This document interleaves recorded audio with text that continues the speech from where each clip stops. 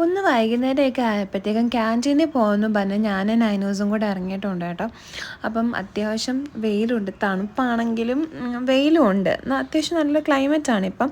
അങ്ങനെ ഞങ്ങൾ നടന്ന് ക്യാൻറ്റീനിലോട്ട് പോവാണ്. ഹസ്ബൻഡിനെ വിളിച്ചപ്പോൾ ഹസ്ബൻഡ് വരാൻ ലേറ്റ് ആവുമെന്ന് പറഞ്ഞു. അപ്പം ഞങ്ങൾ നോക്കിയിരുന്നില്ല, ഞാനും നൈനും കൂടെ പോയി. അവിടെ ചെന്നപ്പോഴോ എനിക്ക് എടുക്കേണ്ട സാധനങ്ങളെക്കാട്ടി കൂടുതൽ സാധനങ്ങൾ നൈനൂന് എടുക്കാനുണ്ട്. അതായിരുന്നു അവിടുത്തെ കണ്ടീഷൻ. ഓൾമോസ്റ്റ് സാധനങ്ങളെല്ലാം തീർന്നു. ഇത് കണ്ടില്ലേ, ഇത് എന്താ പറയുക, ഇത് എന്തോ ഒരു സംഭവത്തിന് സ്റ്റാൻഡും കാലിയാണ്.